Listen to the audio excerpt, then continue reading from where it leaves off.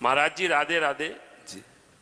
महाराज जी भक्ति मार्ग पर चल रहा हूं, मन की शुद्धता नहीं हो रही, मन की शुद्धता की कृपा करें। मन की शुद्धता का स्वरूप है विषय चिंतन ना होना। समझो, मन अशुद्ध विषय चिंतन और मन शुद्ध भगवत चिंतन, सीधी बातें।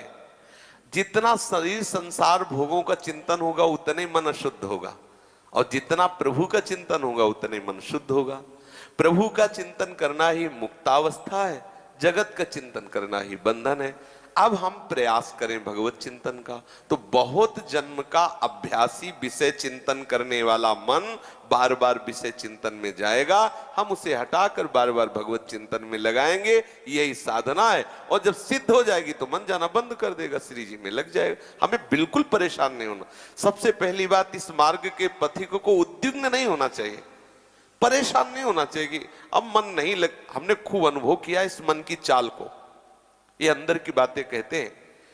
जैसे हम आज भजन बढ़िया हुआ ना, तो एक मन में ऐसा लगता है कि अच्छा, उसी अच्छाई में भागेगा, ये उसी अच्छाई में भागेगा और किसी सूक्ष्म विषय में फंसा देगा।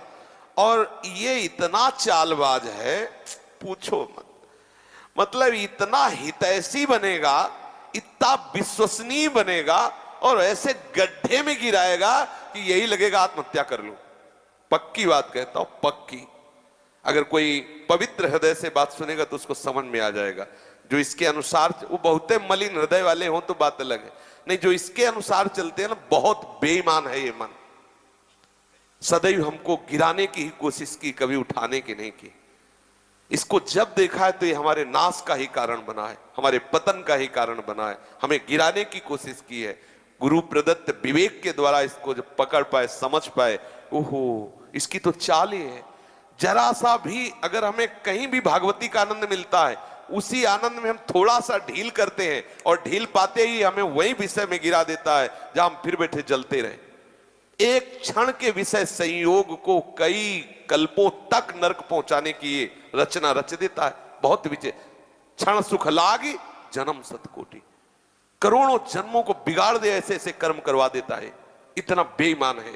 चतुर उपासक इस पर दृष्टि रखे, इसकी दी हुई प्रेरणा को पहले संत सदगुरुदेव शास्त्र मर्यादा में देखे। अगर वो है तो कोई बात नहीं, होगा नहीं है तो उसकी कदापि बात ना माने, नहीं तो नष्ट कर देगा, पक्का पक्का पक्का। ये अनुभव की बात कहते हैं। और ये बहुत ही बेईमान है, बड़ी सूक्ष्मता से ले जाएगा। यम ही न व्यथ्यन्ते ते पुरुषम पुरुषर्षव सम दुखा सुखा धीरम सोमृतत्वाय कल्पते। ये कहेगा कि बस देख लो, देखने में कोई बात तो है नहीं, तुम्हें कुछ करना नहीं। अब श्रीमान जी ने देखने में राजी किया, बस छू लो। फिर धीरे धीरे धीरे, और फिर इसके बाद जो फिर वही पश्चाताप कराता है, ऐसा मैंने क्यों किया। और ऐसा एक बार नहीं, हजारों बार ये हमको भ्रष्ट करता रहता है, हमको जलाता रहता है। गुरु कृपा से प्राप्त विवेक के द्वारा पकड़ मिल गई तो ये फिर शांत हो जाता है धीरे धीरे। इसलिए हमें पहली बात समस्त उपासकों से प्रार्थना है, ये 1 करोड़ बार गिरावे तो भी हताश मत होना। इस पर हमें विजय प्राप्त। 1 करोड़ बार मुझे फेल कर दे तो ऐसे नहीं होना कि अब क्या करूं, 1 करोड़ बार हार गया। इस पर हम विजय प्राप्त करेंगे। ये बस में होगा, क्योंकि अगर वश में ना होता तो भगवान आदेश ना करते। ये वश में होता है, लेकिन बहुत जन्म का है, खिलाड़ी है, और हम इसी के अधीन रहे हैं। ये हमारी नस नस से वाकिफ है, वो जानता है कौन सी नस दबा देंगे तो गिर जाएगा। सच्ची वाणी है, इसको देखा है, बहुत नजदीकी से देखा है। ऐसा फुसला के गिराता है, पूछो मत। आपको पता ही नहीं चलेगा कि गिराने जा रहा है।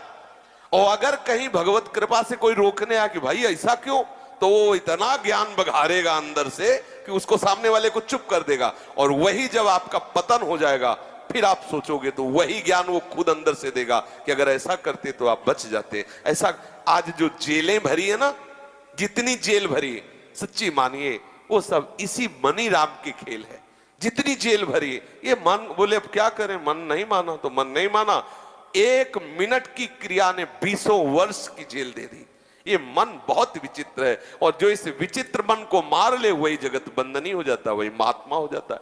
घबराने की बिल्कुल जरूरत नहीं। हर बार परास्त होने पर फिर हिम्मत करे कि अब की बार तो मारूंगा इसे, अब की बार गिराऊंगा, और एक दिन गिरा दोगे, पक्का गिरा दोगे, क्योंकि भगवान के अंश हो तुम, निश्चित इस पर विजय प्राप्त। पर हारना नहीं। इसमें होता क्या, इतनी बार हरा देता है कि फिर युद्ध करने का मन ही नहीं होता, लगता है अब जो हो गया, अब क्या होगा, इतना समय पक्का। प्रत्येक हार में विजय छुपी होती है, ये सूक्ष्म बात कह रहे हैं। प्रत्येक पराजय में विजय छुपी होती है, ये कोई सूक्ष्मदर्शी ही जान सकता है। तो आप बिल्कुल सावधान रहना, चाहे जितनी बार पराजय हो, हारना नहीं, वो आपको आगे बढ़ा दे।